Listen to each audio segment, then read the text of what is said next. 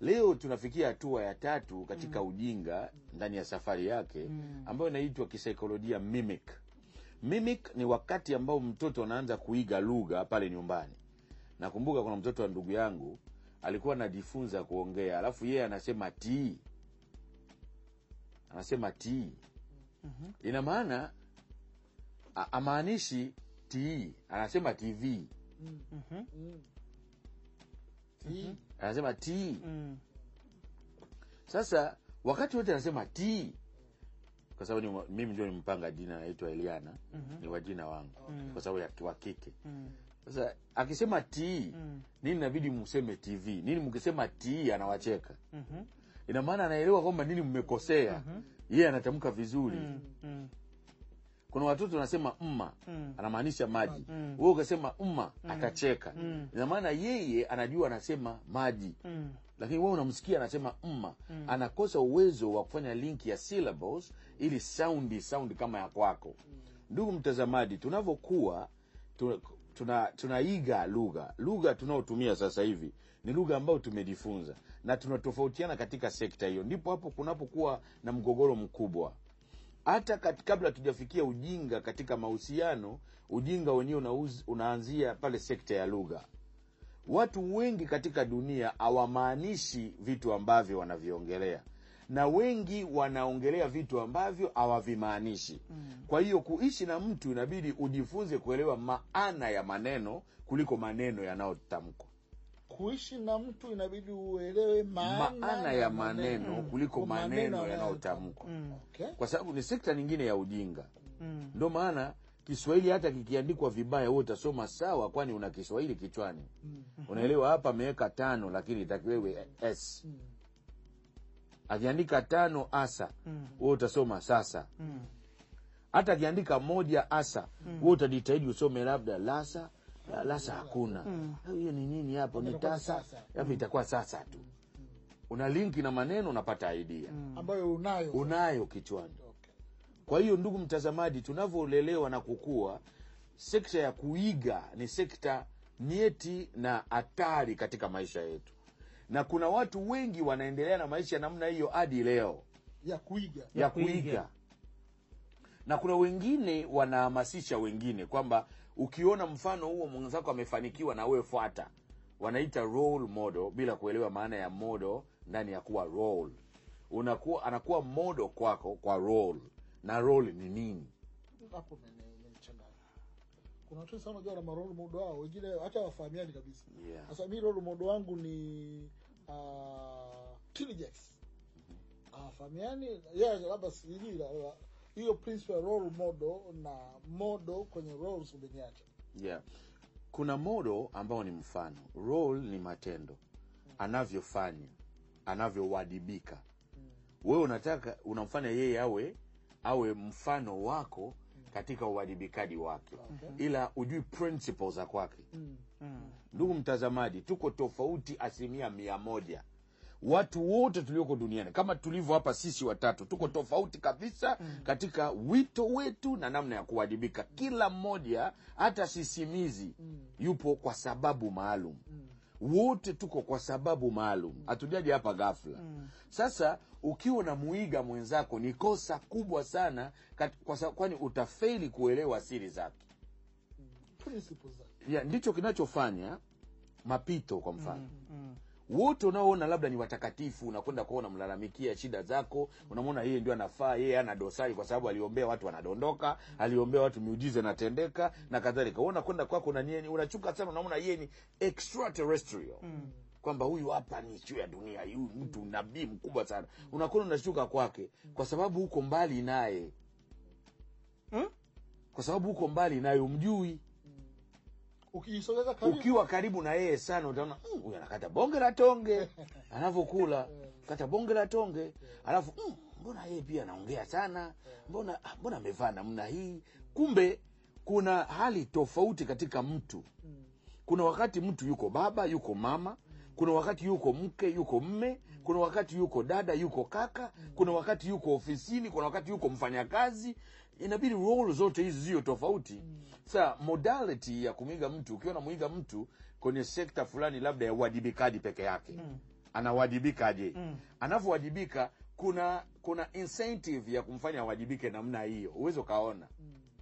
Kanuni na msingi wake. Yeah, ndio maana bora kuwa mwanafunzi kuliko kufanya mtu kama picha umuige. Bora kujifunza kwake. Na kama mtu anakufundisha neno la Mungu kwa mfano, ndio point tulio nao sasa hivi ndugu mtazamaji. Mimic. Dunia kuna wakati in the Bible, 11th chapter of Genesis, the first book in the Bible, Mwanzo sura 11, utakuta Babel Tower. Wanaita Mnara wa Babeli. Wale watu kuna kanuni moja walikuwa wanatumia. Na ndio kanuni ambayo inabidi sisi to incarnate ama tuashirie katika sekta ya maisha ili tuondokane na ujinga tulioiga kwa kujifunza Kiswahili, Kiingereza, Kisukuma, Kihaya, Kiha, Kihehe, you name it. Lugha zote tulizochukua Kinyakyusa, lugha ni nyingi na Kichaga, hatuwezi kutaja zote. Afrika ndio bara. Na ndipo hapo pana tatizo kubwa sana Afrika kwetu, kushindwa kuunganika. Mtafaruko mkubwa ni lugha. Mnajua zawadi ya pekee Mwalimu Nyerere alileta katika nchi hii? Thank you. Watu wengine wanaweza kufikiri amani inasababishwa amani inasababishwa na jambo. Watu wote kuongea lugha moja ni zawadi ya kipekee. Mikoa yote ya Tanzania ukienda watu wanaongea Kiswahili moja. Ukienda Kongo kwa mfano, lugha ya taifa ni 4. Sasa kuunganika hapo ni shughuli. Sasa ethnies, lugha za kikabila ni 450. Ni balaa. So kuunganisha watu kwa lugha unapunguza makali ya kutokuelewana. Ijapokuwa mantiki nayo inakuja muhimu kuelewa details, lakini angalau wanaongea lugha moja. Are you getting that? Yes. Ndugu mtazamaji, muko katika mahusiano. Maisha haya ni ya mahusiano. Watu hao waliojenga mnara wa Babeli walifaulu kwa sababu walikuwa na lugha moja na usemi moja. Soma vizuri Bible. Agano la Kale. Walikuwa na lugha moja na usemi moja. Kuna tofauti ya we come. Okay? Yeah. Kuna tofauti kati ya lugha na usemi. Lugha inakuwa comprised of words. Maneno. Usemi iko comprised na expression, na taswira. Kuna lugha ni maneno na usemi ni taswira. Yanajengwa nayo maneno. Taswira inajengwa nayo maneno. Kuna taswira, alafu kati ya wote wawili anayedhihirisha mwenzake ni taswira. Lugha haina impact pasipo na taswira. Unaweza kumwambia mtu kula lakini unakula vibaya, ama unamwambia kula lakini unamwangalia vibaya, unamwangalia kwa kejeli kula. So taswira unaomuonyesha inakuja kufuta maneno unayosema. Na saikolojia inakaa katika mfumo huo tu. Maneno na matendo. Na matendo yanaashiriwa kwa sababu tunaishi kwa namna mbili. Tunaishi either expressively or impressively. Hivyo vitu viwili, taswira pamoja na maneno na kauli, uwezo kuwatenganisha. Ukitenganisha kauli na taswira ina maana ni fake. Ukitenganisha kauli na taswira ina maana hakuna mafanikio. Au watu waliweza kujenga mnara mkubwa mrefu hadi Mungu aliappreciate kazi yao kwa sababu walikuwa na lugha moja na usemi moja. Lakini tunavyozaliwa katika dunia hii ndugu, wewe uelewi watu wanasema nini, unawaiga tu. Maneno mangapi unatumia wewe katika mahusiano bila kuelewa maana yake? Watu wengi wanaoita wapenzi wao honey bila kuelewa maana ya honey. Watu wengine wanafikiri honey ni sweet, lakini hawaelewi asali inatengenezwaje.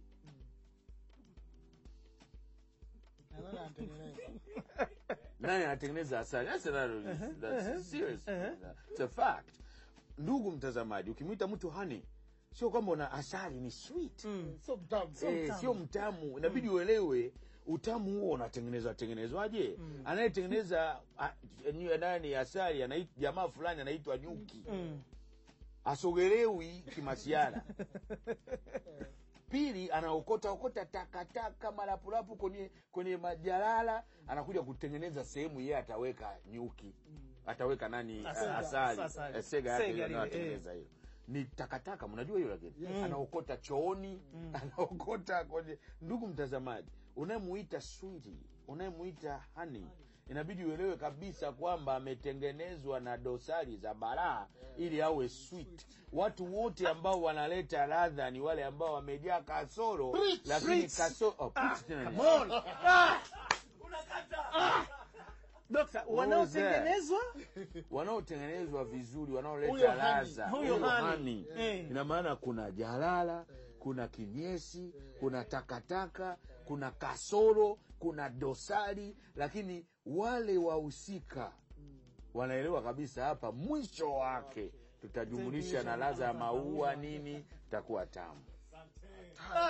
Na ndio maana hani inatibu. Asali ni tiba, inakata sumu, inakata vitu vingi katika mwili, ni tiba. Lakini tunasahau mchakato. Tunasema mtu honey, sweetheart, baby, unamwita mtu majina. Ndugu, acha kuiga maneno unayosikia kwenye movie. Hata kuiga maneno unayosikia mtaani. Kwa sababu huyo mtu anasema huyu hapa ni mpenzi wangu, baby, baby, unamwita mtu baby. Unaelewa maana ya baby? Unamuita mtu baby lakini unamtreat sio kama baby. Ni fantasy, ni igizo. Igizo haidumu. Mume wako mnayefanya naye igizo ya kuoa mume na mke, ndoa yenu itaishia baada ya movie. Maisha sio igizo, ni fact. Really? Are you getting that? Yeah. So watu wengi leo tunawajua wengine sana na sisi hatujijui. Kwani sababu tatizo kubwa, kwa kadri unavyojikita kuelewa wengine, ndivyo hivyo unavyokwenda mbali na wewe. Unajisahau. Wajibu mkubwa wa pekee, ndugu, acha uswahili tunaoita uswahili na umbea. Unasoma magazeti ili uelewe kitu gani kimetokea. Kwa mfano sasa hivi watu wote kwenye magazeti, jana mheshimiwa rais ameunganisha tena Ruge na mkuu wa mkoa. Ndugu, naongelea ndugu, ile ni kati ya Ruge na mkuu wa mkoa. Wewe na wewe vipi? You got to think about you. Watu wengi tunaashiria ukichaa bila kujua. Kwa sababu kichaa ni mtu yule ambaye anapoteza asilimia ya kuishi na yeye. Anatafuta mwingine. Yuko nje na yeye. Hii ni ishara ya ukichaa. Ni ishara ya ukichaa. Kwa sababu mtu ambaye, kwa mfano kichaa, ambaye anaanza kuelekea kichaa akiwa anavaa suti, ni wakati mtu anaanza kuwafuatilia wengine kuliko yeye. Anataka kujua wengine. Ndio maana Mungu anataka sisi tumwambie kuhusu sisi. Mungu sio inspector wa kutufuatilia.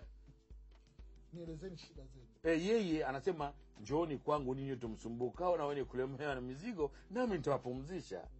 Na atupatia principle, jitieni nira yangu, mjifunze kwangu, kwa kuwa mimi ni mpole na mnyenyekevu wa moyo, nani mtapata nini? Raha nafsini mwenu. Ina maana watu wote mnaotafuta kufunguliwa, hamtafuti hela. Kinachokosekana ni raha. Watu mwenye shida anakosa raha, mwenye njaa anakosa raha. Ukikosa hela unakosa raha. Ina maana kinachohitajika ni raha. Sasa ni nyepesi. Kuna siku nyingine tutaandaa pia namna ya kutengeneza raha na furaha na kadhalika. Turudi katika hiyo point yetu. Yaani tunasisitiza, ndugu mtazamaji, achana na vinavyopita nje. Kwa mfano mimi ninayekufundisha leo, napitisha muda mwingi niko kwangu. Nikitoka ni kwa sababu maalum. Sisomi vitabu. Nimesoma vitabu sana zaidi ya maelfu. Sikukatazi usisome vitabu. Na mimi nilisoma zamani. Lakini unachagua kitabu gani unasoma. Kuna wengine kitabu chao ni gazeti, ambayo inatoka daily. So kila siku unajua Kiswahili. Umesikia? Yaani kampuni fulani imefunga. Sasa wewe unapata faida gani wakifunga kampuni hiyo?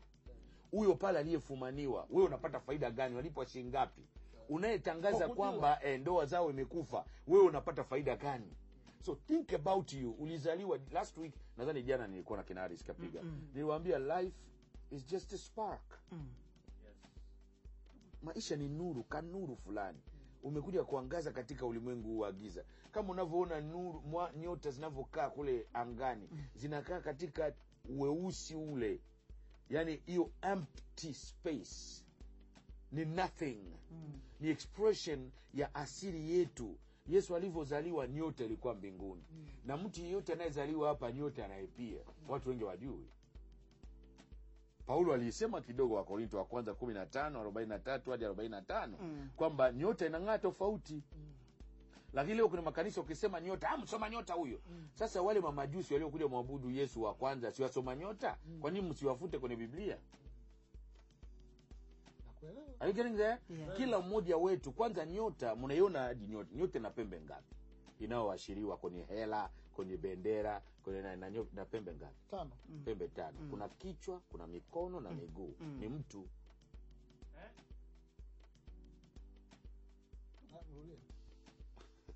Dokta ametuacha hapo kidogo. Si sayansi. Okay. Kuna pembe, kuna kichwa, unatanua mikono, unatanua na miguu. Kuna kichwa, kuna mikono, kuna miguu. Nyota ni mtu. Mtu nyota. Nyota kazi yake nini? Ni kuangaza. Kuangaza wapi? Gizani. Sio kwa mabaya. Giza ndio linafuta. Ndio maana mtu yeyote ambaye, ndugu mtazamaji, ana mantiki na anaelewa ufanisi wa maisha ni yule ambaye anakuja kuangaza wenye kasoro, sifa zao zionekane. Sisi sote tulioko hapa kuna wakati ulikuwa ujue hata wewe karama yako nini. Ulikutana na mtu fulani maishani alikuangaza na wewe ukaona kwamba mimi nina thamani kumbe.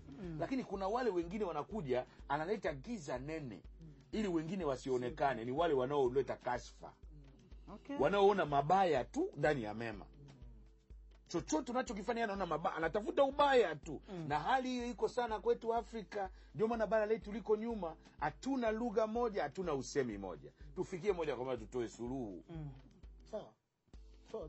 Lugha ni seti ya maneno yanayoelezeka na kueleweka. Ndio lugha. Seti ya maneno yanayoelezeka na kueleweka. Sio yanayoelezeka tu. Yanayoelezeka na kueleweka. Ndio lugha. Sasa usemi ni taswira inayoelezeka na inayoeleweka. Nakupa mfano. Lugha ni neno la Mungu. Tunapata maneno yanayoeleweka ndani ya Biblia, ndani ya Qur'ani. Tusisahau hilo. Ndani ya Biblia, ndani ya Qur'ani, ndani ya vitabu vyote vitakatifu. Yaani uwezo kwa potosha, labda wewe tafsiri kinyume. Okay. Lakini vile vitabu vyote vinaongea namna ya kutuwezesha kuelezewa na tuelewe. Okay. Ndio maana muumini wa kweli ni yule anayejisomea mwenyewe, sio anayesomewa. Ujiulize wewe unasoma Biblia mara ngapi? Unasoma Qur'ani mara ngapi kama wewe unaamini Islam? Unasoma Qur'ani mara ngapi? Unasoma Biblia mara ngapi kwa ajili yako? Sio kwa ajili ya kwenda kuwafundisha wengine au kwa ajili ya kutengeneza debate. Inasikitisha sana. Utakuta hao hapa na hao wanaleta evidence kuende maandiko ambao hawajaandika wao. Wanaanza kudebate kwamba sehemu fulani imeandikwa hivyo, wewe unasema kwa mmekosea. Ule mwingine anasema sehemu fulani imeleta hivyo, nini mmekosea? Uliandika wewe. Aliyeweka idea hiyo, hajaweka hiyo idea ili sisi tu debate. Aliweka idea ili wewe ujifunze kuongea. Oh my God. Biblia, Qur'ani, vitabu vyote hata ya Kihindu, ya Kibudism, vitabu vyote hivyo vimeandikwa ili sisi tujifunze kuongea. Lugha hiyo hatutumii kuongea, tunaifanya ni special makanisani, msikitini, kwenye sinagogu. Wayahudi wao wanakwenda kwenye sinagogu zao, ndio wanakwenda kutumia maandiko yale. Maandiko yameandikwa ili sisi tupate lugha. Lugha ya kutumia entire life. Yaani maisha yako yote unatumia lugha hiyo. Sio sehemu maalum. Sio sehemu maalum. Sio Jumapili tu. Ndio lugha ya kwetu sasa hiyo. Na ndio lugha inayoeleweka kwa mataifa yote. Tutaifafanua tunaofunga. Yes. Ndio lugha inayosemeka. Mimi mtafiti, nafanya utafiti kwa miaka mingi. Na Mungu ametujalia neema kwa ajili ya watu wote. Sio kikundi fulani tu. Ndio maana nikiwa nakuja hapa, ndugu mtazamaji, utaniwia radhi, kwani mimi silengi imani moja. Na walenga watu wote, kwani kumheshimu mtu ni kuheshimu imani yake. Anayekuheshimu anaheshimu imani yako. Kwani the only thing hata Mungu hawezi kubadilisha ni imani ya mtu. Ndio inao control hata sekta ya willpower. Si Mungu anasema njooni kwangu. Kwa nini asingetuchukua tu twende?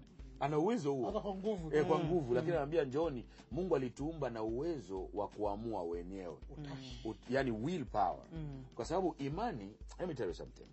Belief is not merely an idea that your mind possesses. However, it's an idea that possesses your mind. People ignore that. Kwa sababu ukiamini, uendeshi imani yako. Imani inakuendesha. Ndio maana mtu anayesema nibadilisha dini, nibadilisha imani, hajawahi amini. Kwa sababu ukishaamini, imani inafanya nini? Inakuendesha. Ndio maana watu wanaomwamini Mungu wanakuwa Mungu wao wenyewe. Ukimwamini Mungu, ina maana yeye anakuendesha, sio wewe tena. Ina maana unakuwa yeye. Wana wa Mungu, wewe ni mtoto wa baba yako. Ina maana unaendeleza DNA yake. Na wewe ni mtoto wa Sasali, unaendeleza DNA ya Sasali. Sasa wewe na Sasali na baba yako tofauti ni kwamba yeye amekuzaa, lakini wewe ni mwanae. Are you getting there? Lakini ndani ya mimi kuna usasali. Kuna usasali kabisa. Yaani mtu anayemwamini Mungu ni Mungu. Okay. Lugha usemi. Soma maandiko daily. Mimi nasoma maandiko daily. Every day. Ina maana kila mwaka, tangia mwaka 89 hadi leo nasoma. Niliamua mwaka huo. Sasa miaka mingapi? Ina maana kila mwaka, yani maandiko yanajaa. Yani sisomi ili niende kukosoa wengine. Na ndipo hapo vurugu inapoingia kati yetu. Yani ukisoma unakwenda kuwakosoa wengine kwamba nini hamkuelewa vizuri. Kila mmoja anaelewa kivyake. Ndugu, kama tulivyokaa hapa, kila mmoja macho yake yanakoelekea ndivyo anavyopewa, ndio upeo wake wa kuona. Hatuwezi kuona namna moja. Kama wewe ulielewa kama Yohana, basi usimlaumu Paulo. Kama wewe uliona kama Mathayo, basi usimlaumu Petro. Kila mmoja ameona kivyake. Watu wote wanaoshuhudia hawashuhudie namna moja. Kila mmoja anashuhudia kwa upeo wake. So wewe ukielewa mstari fulani, tafsiri kwa uelewa wako. Usimpinge yule mwingine. Ndio maana kanisa linashindwa kuunganika. Kwenye familia, kwenye ndoa, kwenye mahusiano. Hii changamoto ya mimiki iko wapi? Changamoto ya mimiki ni wakati watu wanaiga lugha isiyoelezeka wala kueleweka. Kwa nje, vishawishi tunaita hiyo. Unakwenda nje, mwenzako ambaye ana stamina kama ya kwako, anakuongelesha lugha ambayo sio ya kwako kuelewa. Ndani ya nyumba unaleta hiyo lugha, unaleta vurugu tayari, lugha inakuwa tofauti. Umoja unajengeka kwa lugha moja na usemi moja. Usemi ni taswira ambao hata kipofu anasikia. Anaona, Kiziwi anasikia. Bubu anaongea. Are you getting there? Yes. Tumeshaanza kupata picha sasa. Lugha ni neno la Mungu. Lugha ni neno la Mungu. Ndugu, kuna upagani na dini. Dini ni njia. Kwa mfano dini ya wanaoita leo Kristo ni dini ambayo mwanzoni watu walikuwa wanaita the way, kwa njia. Ndio maana kabisa ya dini. Dini ni njia. Njia ya kuturejesha kwa Mungu, kwa sababu dini imezaliwa baada ya sisi kupotea. Dini na mtu mkubwa mtu. Ndugu mtazamaji, wewe ni mkubwa kwa dini. So dini ilizaliwa baada ya sisi kupotea, kuanda mbali na Mungu. Dini inakuwa njia ya kumrejea. Ndio maana asizidi kupotea. Ili arudi, asizidi kupotea, kwa sababu tupata mtafuta Mungu. Ndio maana in the process kuna wengine wameabudu mwezi, wengine wameabudu jua, wengine nyota, hadi wengine walifikia hatua ya kuchora wenyewe, wanatengeneza sanamu Mungu wao. Sasa dini ni njia ya kumrudia Mungu. So ndugu, naomba umakini wakati tunafanya hitimisho. Lugha ni neno la Mungu. Imeandikwa kwenye Bible, kwenye Biblia, ni neno la Mungu. Imeandikwa katika Qur'ani, ni neno la Mungu. Imeandikwa katika vitabu vya Kitora, Wayahudi, ni neno la Mungu. Vitabu vyote vilivyoandikwa kwa lengo kuu la kuwatuelekeza kumrudia Mungu, ni lugha ya kutumia. Ndio maneno ya kutumia. Usemi ni upendo. Usemi ni upendo. Ujinga ulianza pale ambapo tumesahau lugha gani fasaha na fasihi kwetu, na usemi gani tutatumia ili tuunganike, tuendelee kuwa na akili. Mwenye upendo ana IQ ambayo iweze kuwa chini ya 100. Kama unafikiria una upendo, alafu IQ yako iko chini ya 100, ina maana upendo wako ni feki, alafu una impress people. Unataka watu waone kwamba wewe ni mwema. Mwenye upendo, malaika wanakuwa wameongezeka kwake. Kwani kila mmoja aliyezaliwa ana malaika ambaye anaitwa guardian angel. Ndiye anayewezesha kuongea. Hata mimi ninavyoongea hapa sio akili yangu peke yangu. Malaika wangu anawadibishwa na mimi, na mimi namwambia wadibike, kwani Mungu alimuweka ili mimi nimuadibishe.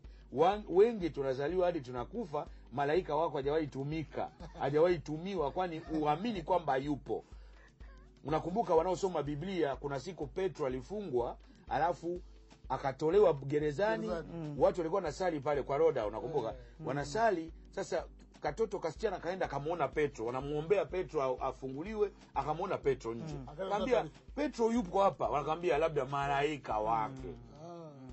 Wanaambia mtoto labda ni malaika wake. Ndugu mtazamaji, maneno ni mengi ya kujifunza. Mungu atatutunza kwa kadri anavyotuhitaji kuadibika kwa ajili yako, kuleta mwanga, sio giza. Hapa sisi hatutakosoa criticize wengine kwamba hawajui, sisi ndio tunajua. Ndio kishetani hiyo. Sisi tunakuja kuleta mwanga kwa sehemu yetu. Tutakapoondoka dunia hii, mwanga utabaki, kwani mwanga haufi. Kifupi, lugha ni neno la Mungu. Achana na kauli zinazotembea mtaani. Kuna watu wanaongea lugha chafu sana. Magereji mitaani, kwa tatizo hawaelewi lugha gani watatumia. Na watu wametengeneza expressions za kwao, idioms and so forth, kwenye sekta fulani wanaishi wao. Leo jifunze vyema. Soma neno la Mungu kwa ajili yako. Ashiria upendo. Ni lugha ni usemi utakaoeleweka na wasio na macho, wasiosikia, wasioongea, na wale wote watakaoshuhudia upendo kwako watakubali. Na ndio lugha na usemi inayojenga umoja, na wote wanaangazwa. Ujinga unafeli kwa sababu wengi tumejengeka kwa asili ya kuiga.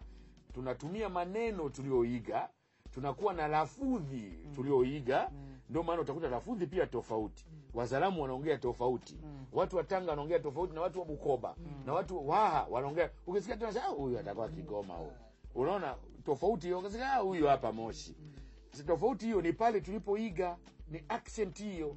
Lakini tuachane na lugha zetu hizo tulizoiga. Tuelewe lugha ya kutukusanya na kutuunganisha ni neno la Mungu. Familia zitaunganika. Neno la Mungu, ndoa zitarekebishwa, zitarejeshwa, na usemi, upendo tutadumishwa. Tunawapenda. Mungu awabariki. See you next Sunday.